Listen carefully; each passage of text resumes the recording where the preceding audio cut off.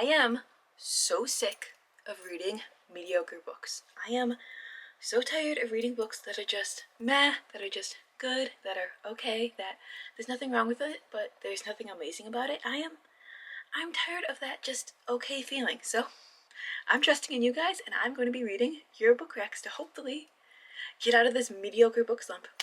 Let's do it. I loved that duology, so 4-star territory. I'm right here. Don't be mad at me, guys. I can't.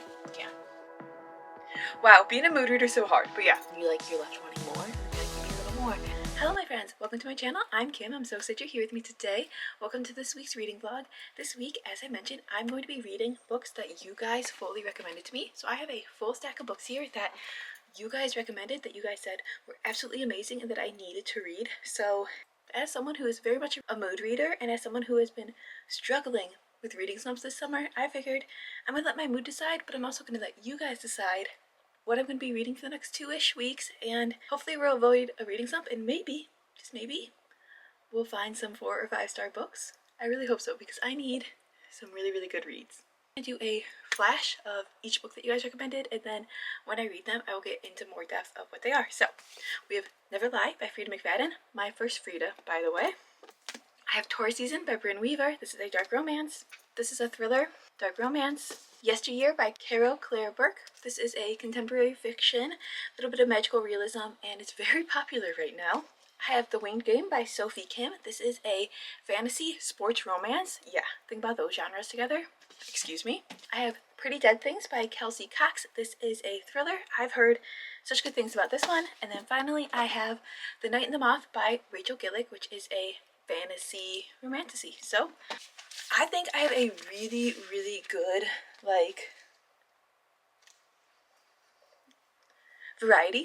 variety of books here. We have 2 thrillers, we have a fantasy sports romance, we have a regular fantasy romance, and then we have a contemporary fiction and a dark romance. So yeah, I think these are amazing books. I'm really excited to get reading, and yeah, let's get right into it. Okay, I picked out the first book I want to read based on your guys' recommendation, and that is The Night and the Moth by Rachel Gillick. I am, like I said, a mood reader, so I'm going to be picking between your recs based on my mood and also like what I'm feeling, and I'm just really feeling a fantasy. I've heard so many good things about this, and also my sister loved this book, so that alone tells me that I'm gonna enjoy it. Plus, I've read a different series, a different duology by this author, the Shepherd's King duology, and I really, really like the Shepherd's King duology. I loved that duology, so I think this one's gonna be perfect. This is gonna be a duology as well. You can see it is book 1 of the Stonewater Kingdom. I believe book 2 comes out September? Perhaps. So we're gonna get started with this one. This book follows a female main character. Her name is Sybil, but she goes by Six in this book. She is a diviner, which means she is used for divination, so she can see the future.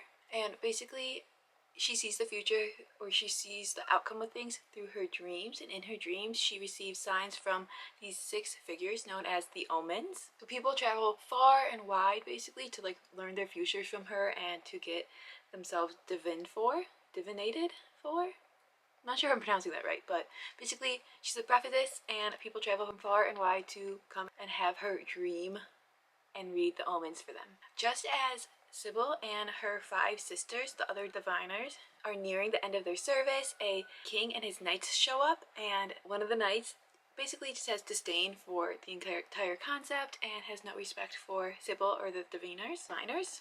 It has to be diviners, right? Divination, diviners. Please correct me. I'm so sorry, guys. I mean, it's all based on, what I want to say, right? Because language is very much just based on location. So, there's all that. But anyways, Sybil's fellow diviners start to disappear one by one, and she has nothing to do but turn to this knight and ask for his help in trying to figure out what's happening to them and get them back. For she must travel into the world outside of this cathedral where she has lived for the past almost 10 years, and this world is full of peril, and she doesn't really know what to expect, so she must enlist the help of this knight to go and basically try and figure out what's happening to her fellow diviners and find the answers that she seeks, which only the gods know. So it sounds really good and really exciting, and yeah, I can't wait to start this one, so let's get reading. Friends, okay, so I've been reading The Night and the Moth now for a little bit, and I am on page 160, so I'm a good chunk into it. not yet halfway, maybe about 40%, and I am loving this book. I am loving this book so much. It's definitely a bit slower moving than I thought. I figured, based on like the synopsis that we kind of read together, I figured that like things would happen right away and then like we get right into the storyline, but I feel like it took a little bit longer for things to happen. We kind of got to know the characters a little bit more and storylines developed a little bit more, and I really enjoyed that. So yeah, I am loving this book so far, and dare I say, so far, she's definitely looking at some type of 4-star territory already. So yeah, I'm really enjoying this book and it's really good. So I'm excited to keep reading it and see where it goes. I love our characters. I love that like there's a little bit of flirting, but there's no like romance or anything yet. We're very much focused on finding her fellow sisters. So I'm very excited about the adventure and the world we're in. And there's gargoyles that, if you've read it and you meet the gargoyles, you'll just know they're funny, they're hilarious, and they just make such a great story because they are like sentient. So yeah, very much enjoying it so far, and I'll keep you guys updated.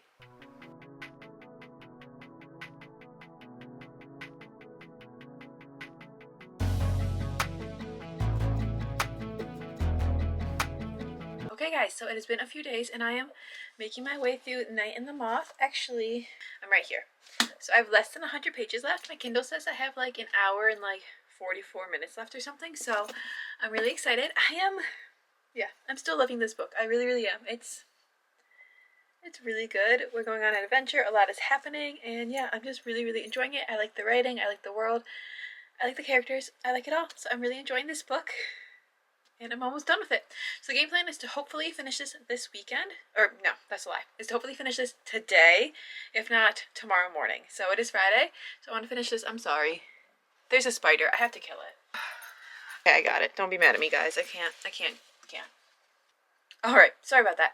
Anyway, yeah, really enjoying this. It's Friday. I'm hoping to finish it tonight, if not tomorrow morning, so that this weekend I can read something else. I'm thinking I need to switch genres away from fantasy, because I love this one, but like I don't want to mix them up. So I'm thinking I'm going to read one of my thrillers next. So we're going to finish this up, and I'm thinking it's going to be a thriller weekend. Or my dark romance weekend. Or yesteryear. Wow, being a mood reader is so hard. But yeah, so we're going to finish up with Night in the Moth. I'm loving it so far. Rating's looking really good. We're looking really positive. Hopefully it finishes up well. I hope so. Okay, friends, I am coming at you with the most exciting update. I finished The Night in the Moth, and it was 5 stars. Yep, it was 5 stars, so I guess I need to listen to you guys. I guess I needed to listen to my sister, and the first book in this video somehow is amazingly 5 stars. Yeah, I absolutely loved it. I thought it was so good. I thought the world building was really good. Like, I feel like you could really imagine what the world was like, but it wasn't so in-depth that it took up so much of the storyline and it was like too much for you to think about. Like, it was easy to understand, but it was also beautiful, and it was a bit gothic, and you went to all these different beautiful places, and they were described so well, but also like rather quickly. I feel like the characters were really lovable, and they all had their own issues and nuances, but they weren't overly deep. Like, they were deep. They all had their own issues and problems and personalities, but it wasn't so deep that like it took away from the storyline. I think there's 2 more books in the series, so I feel like we're going to get to know more about them in probably book 2. I feel like it's going to be a lot more character driven. This one was a little bit more plot and adventure driven, but I don't know for sure. That's just a guess. But I really enjoyed it. I like the characters. I like that we got a snippet of everything about like who they are, but I feel like we're going to be getting a whole lot more about who they are as we go forward, and it like you care about them, but like you're still kind of intrigued by them, which I really enjoyed. And the gargoyles were just amazing. I mean, obviously, like, best character, how could he not be? So love the gargoyles. It was just a really fun read, and I really enjoyed it. So yeah, 5 stars. I would say it got a little bit spicy, like 2 out of 5 peppers around the 80% point. We had some spicy scenes, but nothing crazy. And I really enjoyed it. So loved this book, and yeah, amazing. And then I was like, okay, I need to pick up something a little bit different. This was fantasy, and it took me a while to read, so I wanted to pick something different, something that'd be a little bit quicker. So I was like, typically thrillers are pretty quick for me, so I was like, I'm gonna go towards Pretty Dead Things by Kelsey Cox. This is a thriller that I thought would be very summer based because it's about like Texas pageants, but it's like in the middle of a snowstorm, so thank you, baby. What's that on there? Cookie? Thank you. Is that a cookie and a donut? Thanks, baby. Oh, there's yours. Don't look at mine. Oh, don't look at his. Enjoy. So I've only just started this book. I am about 30 pages in, and like I said, it takes place in a snowstorm, which I was not prepared for. At least one of the timelines does. There's 2 different timelines, and one of them it's like cold and winter. So wasn't ready for that. And I think in both of them it's actually kind of chilly and wintry. So wasn't prepared for that. I thought it would be like summer based and like hot. So I was ready for like, oh, it's so stinking hot, not oh, it's so stinking cold. But hey, that's okay. I'm only 30 pages in. I am still trying to like pick up on like the characters and the storyline and stuff. It's jumping between like a bunch of different viewpoints. There's like 4 different viewpoints in this book, and they're all like different women. So I'm trying to figure out like who's who and what's going on, and it's taking a little bit. Like I said, I'm only 30 pages in, so like I'm obviously have a lot to go, but a little bit of the story. I'm gonna kind of read the synopsis, like kind of paraphrase it for you guys, because like I said, I'm still trying to figure it out, so I need this to help me. So it says, pageants are where perfection can kill and everyone's dying to win. The first timeline took place in 2000. We haven't like got anything from then yet. Oh wait, yes we did. The beginning was from then. No, it wasn't. Okay. We haven't gotten anything from like the past timeline yet. But it says 2000, Isabel Whitmore vanishes without a trace from Sherman Ranch in Anhalt, Texas. I'm assuming we're going to get stuff from that timeline. I'm assuming. And then it says 2025, so 2025, the annual Lone Star Princess pageant looms. Old grudges and buried secrets resurface along with the women of Anhalt, all of whom have connections to pageants past. So we are following Ingrid, who is returning home for the first time since her sister vanished, just as a construction crew is starting to dig up Sherman Ranch. We have Melanie, who used to be in pageants and is reopening old wounds. We have Kat, who is sober and everything that's going on is testing her sobriety. And we have Sarah Lynn, who is the heir to the pageant dynasty, and she's being pushed to her breaking point. That is all it really tells us. And then it says, when resentment boils over and a record-breaking storm cuts the power, so see, a storm is coming, the contestants soon learn that Anhalt beauty dies, but secrets never do. So, yeah. That doesn't really tell you much. I got it for Book of the Month, and I feel like their synopsis told me a little bit more, but I just know that like a beauty pageant is taking place, and we're following a couple young girls that are contestants in the pageant, and then a couple of the older women who apparently are from like pageants past, and either they're like mothers now or they're like somehow still like related to the pageant. So we're following 2 different like age groups, younger in the pageant, older related to the pageants in the past, and somehow related to the one now. And that's kind of all I've gotten so far, but I think it's going to be fun and interesting still. I'm hoping to get it read in like a couple days, hopefully, if I read enough, and yeah, we'll see how it goes, but loved The Night and the Moth, and I'm curious to see where this one leads, because I don't know. Oh, it does start pretty gory, like, just be prepared for there to be like some gore in this one. But yeah, that is where we're at. Okay, so I've only managed to read about 40 more pages, but I'm really liking this book. I am. The chapters are super short, and you switch viewpoints each chapter. I just feel like it keeps you really enticed. It keeps you going. It gives you like a little bit of food each time, but then you're left wanting more, and then you're like, give me a little more, and you go back to a different viewpoint. You're like, oh yeah, I want to know what's going on here too. And my brain is starting to catch up with like who is who and what story is what. I'm still trying to like keep track of everything. Like this person is this person is that, but like it is catching up and it's becoming more easier and clear. So I feel like by like the 100-page mark, I'm on page 72 right now, so by like the 100-page mark I should be good to go. And yeah, I'm really liking this, so I hope I have a lot of time to read today, because I really want to like dig into it and like see where it goes, because like I'm ready for some more. Like we've set everything up a little bit, and like I'm ready to start seeing things, you know?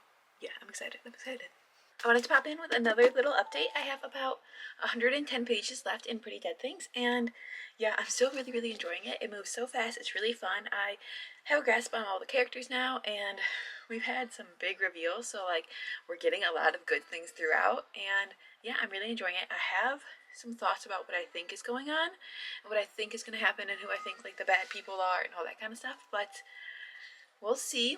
I have 110 pages left, so the game plan hopefully is to finish that up this afternoon. So we'll see if I can, and once I do, I'll let you guys know how I feel. And then my next read. See, I was gonna go for Never Lie by Frida, but I think I need something that's not a thriller. So I also think I can't do Tourist Season because it's a dark romance, which is semi-thriller, you know what I mean?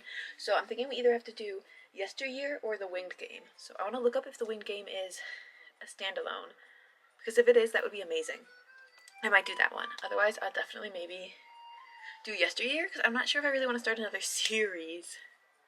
I really hope it's a standalone. I could look up that right now. My house is so loud. I apologize if you can hear all of that.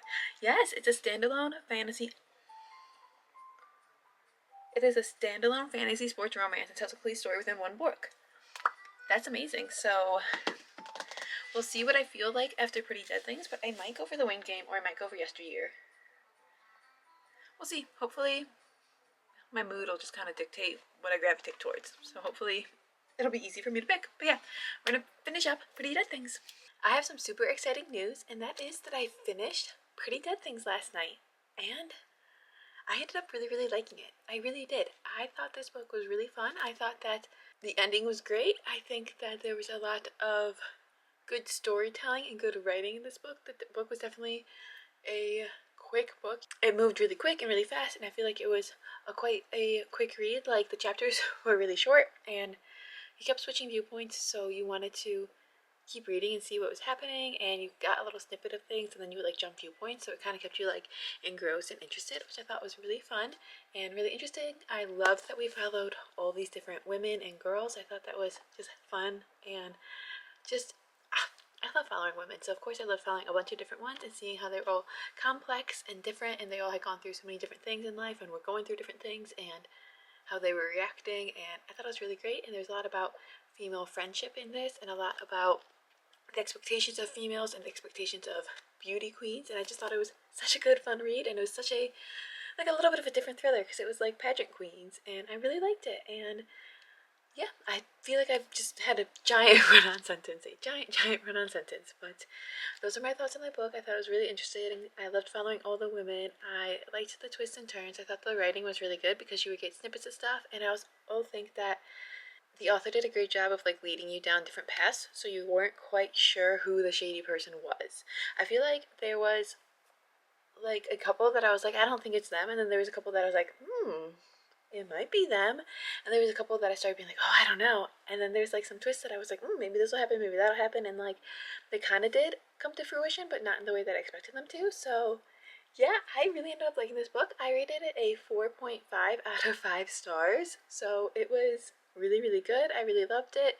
And yeah, it's not quite a 5-star. I just don't feel like it gives me that 5-star feeling, but I was really gripped by it, and I thought it was really interesting, and I love the story writing, and I feel like it's quite complex because once you get like the answers to everything, you realize that like a lot of the things that happened and a lot of like the way the women were was because of different things that had occurred in their past, and you don't realize that until like you get all the answers at the end, and then you're like, oh my gosh, that's why this person was like this, and that's why this person did that. And it was just really fun and really great rating. So yeah, 4.5 out of 5 stars. It was, I guess, like 1 out of 5 peppers, just because like there was some mention of stuff. There was like a couple scenes, they weren't very descriptive, but like it wasn't anything like spicy, but like I want to give it like 1 pepper because there was like a tinge, a sprinkle of spice in there. But yeah, it was really good, really interested, and I really liked it. And then I decided that I wanted to pick up a book that was in a genre I haven't read yet. So we read a fantasy book, we read a thriller book, so that means it knocked out Never Lie and it knocked out The Winged Game. So I decided to pick up Yesteryear. Yeah, I decided to pick up Yesteryear. I'm like, you know what? Someone just told me that they thought it was really fun and interesting, so I was like, you know what? I'm gonna give it a go. And it's a little bit of a different type of book. It's a like contemporary fiction. So I decided to pick this up. I'm only 18 pages in, but I feel like the writing of this book is really like gripping and enticing. Like it pulls you right in and it makes you want to read. I feel like the writing is really good, and I think that's why so many people have been picking up this book and reading it and liking it, because I think the writing is really great. So even if you don't necessarily love all the topics, I think the writing just really gets you, and it makes you want to read and makes you want to get going. Because last night I was like, you know what, I'm just gonna read like the first sentence, and then I ended up reading like 10 pages. I know that's not very much, but like when you go in there just wanting to read like a little bit and you just kind of keep going, and I had to like make myself stop because I was tired. like, I think that's a big deal, and I think that's really awesome. So yeah, the writing in this book so far is really good and really interesting, and I'm excited to see where it goes. So if you don't know, this book is about a traditional mother. So we have our female main character. She is a woman, a mother, a wife, and she is an influencer. She is a trad wife influencer. So she posts about being a traditional church going, God loving wife who just raises kids and loves her husband and lives on this farm, and is basically just a trad wife, a traditional wife. And she basically is faking this life because behind the scenes she has a bunch of employees and a bunch of people like helping her raise the children, helping them deal with the farm, making their food for them. So she pretends to be this woman who like does it all and has it all, when in reality she has this whole team behind her. And then one morning she wakes up and she's actually, I believe she's back in like the 1800s. Yes, she's back in 1855, and her life is completely different. So she's no longer an influencer trad wife, she's an actual traditional wife back in the 1800s. So she has to do all the things she was faking doing. She has to milk the cows, she has to take care of the children, she has to educate the children, all that kind of stuff. So I think it's sounds really interesting that like this woman was pretending to be this type of person, and now she's actually forced to be this person. And I'm excited to see where it goes and what she experiences and how she grows, and like kind of like why she went back there and if she gets back or what that means. I'm kind of curious about that. But it says it's a gripping, electrifying novel that is as darkly funny as it is frightening. It's a gimlet-eyed look at traditional fame, faith, and the grand performance of womanhood. The grand performance of womanhood. Wow, what a statement. The grand performance of womanhood. Yeah, okay. I feel like that's we'll just stop that there. I'm gonna keep reading this and see what I think. Okay, my friends, so I'm about just shy of halfway through yesteryear, and I am enjoying it a good chunk so far. It's kind of jumping around a bit, so you kind of have to like pay attention with like where you're at in the storyline, but it is fun, it is interesting. I'm curious to see where it goes. I have some ideas where I think it's leading, like I think the outcome's gonna be certain things, I'm not sure, but I have some ideas, and I'm not really sure what I'm going to be rating it yet because I like it, but I'm not like obsessed with it like the other two books I read so far in this video. I have been obsessed with when I wasn't reading them. Like I wanted to go pick them up, I wanted to read, I was so excited to read. And this one, like, I didn't feel that way. I wasn't like, I want to go pick up my book. This one's just like, I guess I'll read. Where those ones I was thinking about them and I was wanting to go read. So I feel like, I'm not sure if it's going to be a 5-star, but I have half a book left, so I could definitely pick up. However, you guys won't be finding out what I rate this book until next week because I've decided to split this vlog into 2 so that I can finish the books you recommended. So I'm going to be finishing this up, and then I will definitely be reading Never Lie and The Winged Game for next week's vlog. So I'll let you guys know what I think of this, if I was right about my thoughts on where it's leading, and then we're going to read the rest of those books. So I'm really excited. With that, I want to thank you guys so much for being here. I would love to know down below what you've been reading this week. Also, if you read any of these books, what did you guys rate them? Let me know. Thanks again for being here, and I will see you guys in my next one. Live well, read lots of good books, and go to school, my friends.